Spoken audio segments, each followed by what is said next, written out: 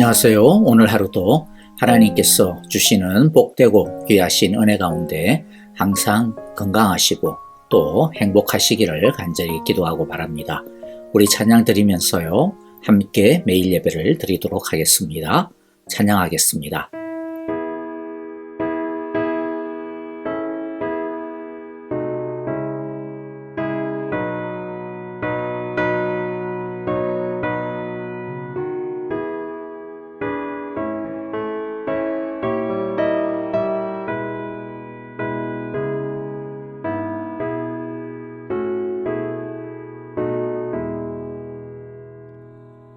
나 주의 도움 받고자 주 예수님께 빕니다.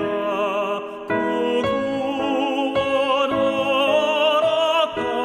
하시사 날 받아 주소서. 내 모습이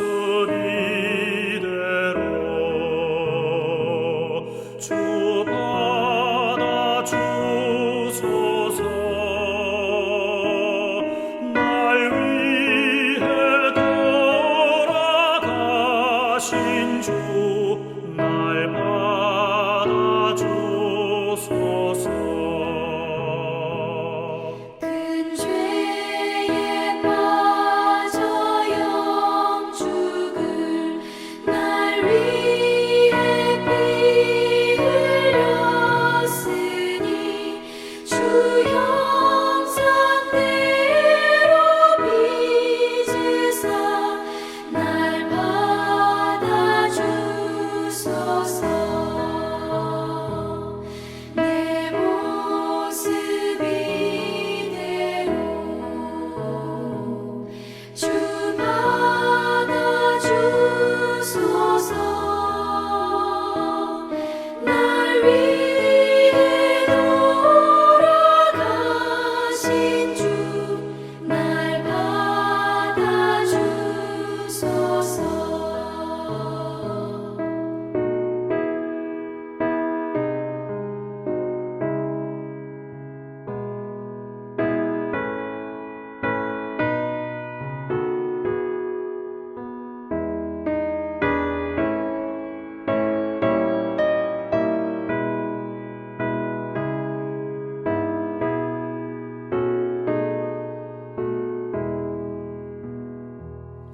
내 힘과 결심 약하여 늘 깨어지기 쉬우니 주 이름으로 구원해 날 받아 주소서. 내 모습 이대로 주 받아 주소서. 날 위해 돌아가신 주 날 받아 주소서. 내 주님 서신 발 앞에 나 꿇어 엎드렸으니 그 크신 역사 이루게 날 받아 주소서. 내 모습 이대로 주 받아 주소서. 날 위해 돌아가신 주 날 받아 주소서.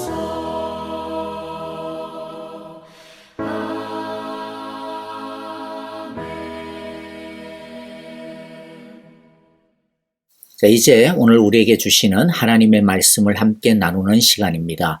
오늘 말씀은 열왕기상 8장 31절부터 44절입니다. 오늘은 성경을 따로 읽지 않고요. 말씀을 강의해 나가면서 한 주제씩 끊어서 읽도록 하겠습니다. 원래는 31절부터 51절까지를 봐야 하는데 왜냐하면 31절부터 51절은 하나님께 드리는 7가지의 청원 기도가 됩니다. 그런데 오늘은 이 7가지 중에서 6가지의 기도까지만 함께 살펴보면서 은혜를 나누고자 합니다. 마지막 부분하고 또 8장의 나머지 부분은 내일 마저 다루도록 하겠습니다. 이제 우리 31절부터 하나씩 좀 정리를 해보겠습니다. 첫 번째 31절, 32절은 법정적 맹세에 대한 기도를 드리고 있습니다. 31절, 32절 같이 한번 읽겠습니다. 만일 사람이 이웃에게 죄를 짓고 맹세를 하게 되어 그가 이 성전 안에 있는 주님의 제단 앞에 나와서 맹세를 하거든 주님께서는 하늘에서 들으시고 주님의 종들을 심판하시되 악행을 저지른 사람은 죄가 있다고 판결하셔서 벌을 주시고 옳은 일을 한 사람은 죄가 없다고 판결하셔서 옳음을 밝혀 주십시오. 자, 이 기도는 넓게는 공의가 시행될 수 있기를 구하는 기도입니다. 그런데 이런 질문이 들 수 있을 거예요. 공의는 사람들이 알아서 잘 해야 하는 문제지 그걸 왜 하나님께 기도하나 자기가 알아서 하면 될 문제를. 예, 맞습니다. 공의의 시행은 온전히 우리의 몫입니다. 그런데 하나님의 지혜가 필요할 때가 참 많습니다. 악한 자들의 의도에 혼동되지 않고 분별할 수 있는 지혜, 약한 자들의 억울함을 들을 수 있는 지혜, 실수에 대해 고려할 수 있는 지혜 등등 우리의 지혜만으로는 공의를 판별하는 것이 사실 얼마나 부족한지 모릅니다. 그래서 솔로몬은 불의를 분별하고 정의를 시행할 수 있는 하나님의 지혜가 함께 해주시기를 기도하고 있는 것입니다. 이 기도는 악한 세상을 살아가는 우리에게도 너무나 필요한 기도가 아닐 수 없습니다. 우리의 모든 발걸음마다 하나님의 지혜의 등불이 비춰주시기를 그 정의의 지혜를 따라 흐트러짐 없이 순종하며 행하는 공의의 용기를 주시기를 간절히 기도합니다. 두 번째는요, 33절과 34절인데 패배에 관한 기도입니다. 33절, 34절을 같이 읽겠습니다. 만일 주님의 백성 이스라엘이 주님께 죄를 지어 적에게 패배하였다가도 그들이 뉘우치고 주님께로 돌아와서 주님의 이름을 인정하고 이 성전에서 주님께 빌며 간구하거든 주님께서는 하늘에서 들으시고 주님의 백성 이스라엘의 죄를 용서해 주십시오. 그리고 그들의 조상에게 주신 땅으로 그들을 다시 돌아오게 해 주십시오. 자, 그런데 이 기도에서도 이런 의문이 들 수 있습니다. 아니, 패배를 했는데, 전쟁에서 패배를 했는데 왜 이스라엘의 죄를 이야기할까? 왜 이스라엘의 죄를 용서해 달라고 할까? 자, 그런데 왜냐하면 이 패배는 단순히 힘이 부족해서 진 것이 아니라 하나님을 의지하지 않은 전쟁이기 때문입니다. 죄가 가로막고 있기 때문에 하나님께서 이스라엘을 버리셨기 때문입니다. 중요한 것은 그런 죄로 인한 패배라 할지라도 하나님은 하나님을 향하여 회개하고 뉘우치면 그 패배에서 다시 일어서게 해주신다는 것입니다. 그러므로 우리도 혹여나 하나님 앞에서 염치가 없고 부끄러울지라도 용서하시고 회복시켜 주시는 하나님 앞으로 나아가기를 원합니다. 그러면 용서하시고 일으켜 주실 것입니다. 자, 세 번째 내용 기도는요, 35절과 36절인데 기근에 대한 기도입니다. 35절, 36절을 읽어보면요, 또 만일 그들이 주님께 죄를 지어서 그 벌로 주님께서 하늘을 닫고 비를 내려 주시지 않을 때라도 그들이 이곳을 바라보며 기도하고 주님의 이름을 인정하고 그 죄에서 돌이키거든 주님께서 하늘에서 들으시고 주님의 종들과 주님의 백성 이스라엘의 죄를 용서해 주시고 그들이 살아갈 올바른 길을 그들에게 가르쳐 주시며 주님의 백성에게 유산으로 주신 주님의 땅에 비를 다시 내려 주십시오. 네 번째 마저 보겠습니다. 37절부터 40절의 기도인데 질병과 재앙으로부터 지켜주실 것을 기도하고 있습니다. 37절부터 40절을 읽어보겠습니다. 같이 읽습니다.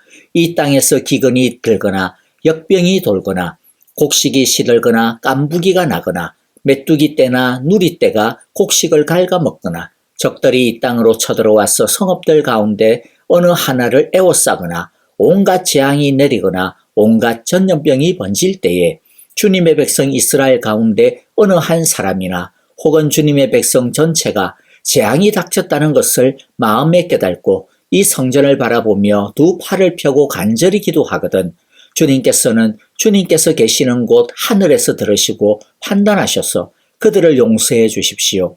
주님께서는 각 사람의 마음을 아시니 주님께서 각 사람에게 그 행위대로 갚아 주십시오.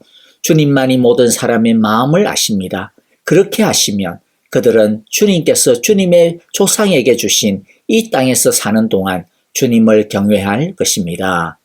솔로몬은 우리들의 생존에 필요한 모든 것이 하나님으로부터 온다라고 하는 것을 기도하고 있습니다. 우리 힘으로만 사는 것이 아닙니다. 하나님의 은혜로 사는 것입니다. 우리가 이 세상을 살아가다 보면 사방이 꽉 막힌 것 같은 그런 답답한 일을 종종 만나게 되죠. 그럴 때 우리가 기억해야 할 것은 사방이 막혀 있어도 기도할 수 있는 하나님을 향한 하늘은 언제나 뚫려 있다는 것입니다. 우리가 알아야 할 것은 솔로몬의 이 기도는 단순히 너무 힘드니까 도와달라고 하는 희망사항을 지금 기도하고 있는 게 아니라는 겁니다. 이것은 이렇게 하나님께 부르짖을 때마다 하나님은 반드시 도와주시겠다. 그렇게 약속하고 있는 것을 믿고 그 약속을 시행해달라고 기도하는 것입니다. 그러므로 인생의 기근이 찾아올 때마다 재난이 찾아올 때마다 하나님 앞에 나와서 부르짖으면서 기도해야 할 것입니다. 그러면 하나님께서는 어떤 어려운 가운데서도 우리의 생각과 계획과 상상보다 훨씬 뛰어난 하나님의 지혜와 샬롬의 응답을 주실 것입니다. 우리 모두 하나님의 사랑을 잊지 말고 오직 하나님의 은혜만을 의존하며 엎드리기를 간절히 바라고 기도합니다. 다섯 번째 기도를 보겠는데요. 41절부터 43절입니다. 다섯 번째 기도는 이방인에 대한 기도입니다. 41절부터 43절까지 같이 읽겠습니다. 그리고 또 주님의 백성이 이스라엘에 속하지 아니한 이방인이라도 주님의 크신 이름을 듣고 먼 곳에서 이리로 오면 그들이야말로 주님의 큰 명성을 듣고 또 주님께서 강한 손과 편팔로 하신 일을 전하여 듣고 이곳으로 와서 이 성전을 바라보면서 기도하거든 주님께서는 주님께서 계시는 곳 하늘에서 들으시고 그 이방인이 주님께 부르짖으며 간구하는 것을 그대로 다 들어주셔서 땅 위에 있는 모든 백성이 주님의 이름을 알게 하시고 주님의 백성 이스라엘처럼 주님을 경외하게 하시며 내가 지은 이 성전이 주님의 이름을 부르는 곳임을 알게 하여 주십시오. 이방인들이 하나님의 크신 이름을 듣고 하나님께 돌아오기를 기도하고 있습니다. 또 이방인들이 기도하는 것도 이스라엘이 기도하는 것과 동일하게 들어주실 것을 기도하고 있습니다. 솔로몬은 하나님이 이스라엘을 세우신 목적과 성전을 세우신 목적에 대해 정확하게 알고 기도하고 있습니다. 하나님은 이스라엘을 하나님의 백성으로 부르신 목적이 이스라엘을 통하여 다른 민족이 하나님을 알게 하시고 하나님께로 돌아오게 하는 제사장 나라로 부르셨습니다. 다른 민족을 위한 복의 통로로 부르셨습니다. 솔로몬이 기도하는 것처럼 하나님은 이 성전이 땅 위의 모든 백성들이 나와 하나님께 기도하는 곳이 되기를 원하시는 목적으로 이 성전을 지으신 것입니다. 솔로몬의 이 기도는 우리가 존재하는 목적이 무엇인지를 돌아보게 하는 기도입니다. 우리는 복덩어리로 부름을 받았습니다. 하나님의 복을 받아 혼자서 또는 내 가족만 누리며 사는 그런 복덩어리가 아니라 하나님의 복을 받아 다른 사람들을 복되게 하는 복덩어리로 부름을 받았습니다. 이것이 하나님의 진짜 복의 의미입니다. 우리는 하나님께 복을 달라고 기도합니다. 하나님은 우리에게 또 복을 빌라고 하셨습니다. 그런데 문제는 그 복이 어떤 복이냐는 것입니다. 그 복이 무엇을 위한 복이냐 하는 것입니다. 우리가 비는 복은 이 세상적인 것이 처음이요 마지막인 경우가 전부인 경우가 어쩌면 태반이 아닐까 싶습니다. 우리가 비는 복은 나를 위한 복, 내 식구를 위한 복이 전부가 아닐까 싶습니다.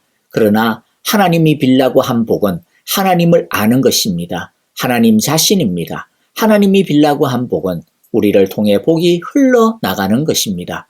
다른 사람을 복되게 하는 복, 다른 사람을 성공시켜주는 복이 하나님이 빌라고 한 복인 것이죠.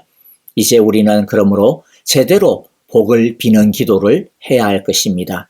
이방인을 위한 솔로몬의 기도를 통하여서 우리가 빌어야 할 진짜 복이 무엇인지를 제대로 알고 진짜 제대로 복을 비는 우리 모두가 되어지기를 간절히 기도합니다.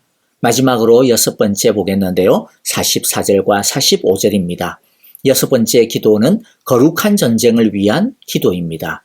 44절, 45절 같이 읽습니다.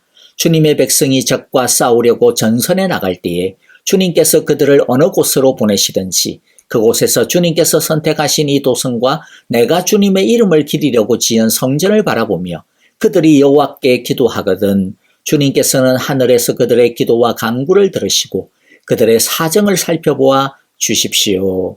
그런데 여러분, 오늘날 우리가 하는 거룩한 전쟁은 무엇일까요? 이 세상에서 예수 믿는 사람답게 사는 그 자체가 거룩한 전쟁이라고 할 수 있습니다. 세상을 따르지 아니하고 하나님을 따르는 삶이 거룩한 전쟁입니다. 그런데 이 세상에서 사업하고 직장하고 공부하고 애 키우고 하는 등등, 그런데 이 모든 것은 우리 힘으로 해야 되는 것 아닌가라는 생각을 할 수가 있죠. 맞습니다. 우리 힘으로 해야 합니다. 누가 대신해 줄 수 없습니다. 누구를 의존해서도 안 됩니다. 사실 하나님이 하시는 것도 아닙니다. 우리가 합니다. 그러나 우리 힘으로 하되 하나님 안에서 우리의 힘으로 싸워야 합니다. 그리고 자신의 힘으로 할 수 없는 게 수두룩하죠. 그럴 때 하나님을 의지해야 합니다. 우리 지혜가 아니라 하나님의 지혜로, 하나님의 말씀으로 우리는 싸워야 합니다. 그럴 때 거룩한 전쟁이 됩니다. 우리가 이 전쟁에서 하나님께 기도하는 이유가 무엇입니까? 이 싸움이 나의 싸움이 아니고 하나님의 싸움이라는 것을 인정하는 것입니다. 지금까지 내가 살려고 했고 지금까지 내가 이기려고 했는데 내 힘으로는 도저히 할 수 없으니까, 아니 내 힘으로 하면 안 되니까, 내 방식대로 하면 세상 방식을 따라가게 되니까 하나님 방식대로 해야 하니까, 하나님의 정의와 사랑으로 해야 하니까 내 힘으로 하지 않겠다, 하나님께 다 맡기겠다라고 하는 것이죠. 즉 우리의 모든 생각과 생활을 하나님의 손에 수술받겠다는 뜻입니다. 하나님이 이끄시는 대로 하겠다라는 뜻입니다. 전쟁을 위해서 기도한다라고 하는 것은 단순히 이기게 해달라고 하는 기도 이상입니다. 이기는 것보다 중요한 것이 있는데 그것은 하나님만을 의지하겠다라고 하는 것입니다. 하나님께 맡기겠다라고 하는 것입니다. 하나님만 따르겠다라고 하는 것이죠. 그럴 때 이기는 것은 절로 따라옵니다. 그런데 하나님께 기도하면 무조건 이긴다, 이런 너무 얄팍한 생각을 하면 안 됩니다. 하나님께 모든 것들을 다 맡겼다고 해서 무조건 금방 모든 게 다 잘 됩니까? 예, 그럴 수도 있지만은 꼭 그렇지 않을 때도 많습니다. 그러면 이런 반발심이 생길 수가 있죠. 아니, 그러면 굳이 왜 하나님께 기도해? 내 마음대로 살면 되지. 그런데 하나님에게는 우리가 이 세상에서 이기고 지는 그런 것이 중요하지 않습니다. 왜냐하면 이 세상이 전부가 아니기 때문입니다. 이 세상이 우리의 전부라면 이 세상에서 이기고 지는 것, 이 세상에서 잘 되는 것, 그게 제일 중요할 것입니다. 그게 전부일 것입니다. 하지만 이 세상이 전부도 아니고 가장 중요한 것도 아닙니다. 진짜 중요한 것은 하나님 앞에서입니다. 하나님 나라에서 어떻게 되느냐가 중요합니다. 그래서 하나님은 진짜 중요한 하나님 나라에서의 우리의 승리를 위해 때로는 지금 이 세상에서 훈련을 시키십니다. 때로는 그래서 패하게도 하시고 때로는 빼앗기게도 하시고 때로는 힘겹게도 하십니다. 그런데 그 모든 것은 진짜 승리를 위해 우리를 훈련시키시는 과정일 뿐입니다. 특히 하나님만 의지하도록, 하나님만 바라보도록, 하나님께만 순종하도록 우리의 힘을 빼는 과정이 꼭 필요하기 때문입니다. 하지만 이렇게 하나님께 다 맡기고 하나님만 의지할 때 결국에는 진짜 궁극적인 승리를 하게 됩니다. 그러므로 지금 이기는 것이 전부라고 하는 생각을 버려야 합니다. 이 세상에서 이기는 것이 전부라고 하는 생각을 버려야 합니다. 진짜 중요한 것은 하나님 앞에서입니다. 하나님 나라에서의 싸움이요, 승리입니다. 하나님은 하나님을 의지하는 눈물의 기도를 절대로 외면하지 않습니다. 눈물로 기도하는 성도를 절대로 빈손으로 돌려보내지도 않을 것입니다. 우리가 이제 마지막으로 7번째 46절부터 51절에 나오는 내용을 볼 텐데 그것은 포로되었을 때의 기도인데요. 자, 이것은 아까도 말씀드렸듯이 내일 마저 살펴보겠습니다. 이제 말씀을 정리해야 합니다. 솔로몬의 기도의 가장 큰 핵심은요, 우리의 모든 것이 하나님의 주권 아래에 있다라는 것입니다. 그러므로 우리는 대왕이신 하나님의 통치 아래서 하나님의 은혜에 의존하며 살아야 합니다. 기도란 무엇입니까? 기도란 단순히 부족하니까 도와달라고 하는 하나님께 내미는 청구서가 아닙니다. 부족하니까 보태달라고 하는 하나님 앞에 내미는 동양통이 아닙니다. 기도란 하나님이 우리의 왕이시므로 우리는 오직 하나님만 의지하겠습니다. 오직 하나님만 따르겠습니다. 오직 하나님 안에서만 살겠습니다. 라고 하는 하나님 앞에서의 항복 선언입니다. 솔로몬의 기도를 보면 반복되어지는 몇몇의 말들이 있는데요. 그 중에 하나는 주는 하늘에서 들으시고 라고 하는 말입니다. 32절에도 주님께서는 하늘에서 들으시고 34절에서도 주님께서는 하늘에서 들으시고 36절에서도 주님께서 하늘에서 들으시고 39절에서도 주님께서 계시는 곳 하늘에서 들으시고 43절에서도 주님께서 계시는 곳 하늘에서 들으시고 45절에 보면 주님께서는 하늘에서 그들의 기도와 간구를 들으시고 라고 이야기합니다. 주님은 반드시 들으십니다. 그리고 들으신 하나님은 반드시 우리의 사정을 살펴보아 주십니다. 주님은 하늘에서 우리의 기도를 들으신다고 했습니다. 하늘이 무엇입니까? 이 세상과는 전혀 차원이 다른 이 세상의 그 어떤 것도 하나님의 계획과 뜻과 의지를 어떤 것도 망가뜨릴 수 없는 그 높으신 곳이 하늘입니다. 하나님께서는 그 하늘에서 당신의 주권으로 우리의 기도를 들으시고 당신의 주권 속에서 우리를 위하여 선하신 일을 행하실 것입니다. 여러분, 우리 모두 우리의 사정을 들으시고 살펴보아 주시는 하나님께 엎드리며 또 날마다 그리고 모든 구한 것마다 하나님의 선한 것으로 응답받게 되시기를 간절히 기도합니다. 아멘. 자, 이제 우리 함께 오늘 주신 말씀들 마음에 새기면서 함께 찬양하며 기도하도록 하겠습니다. 여러분들, 오늘 솔로몬의 이 기도가 우리의 기도, 우리의 간구가 되어지고 우리의 응답이 되어지기를 간절히 바라고 기도합니다. 함께 찬양 드리며 기도하겠습니다.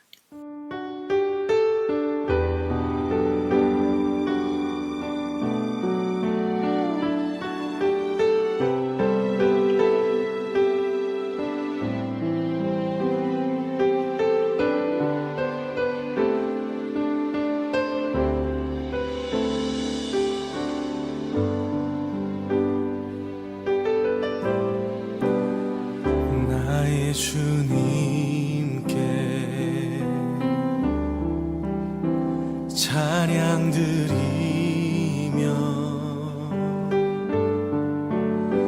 그 크신 사랑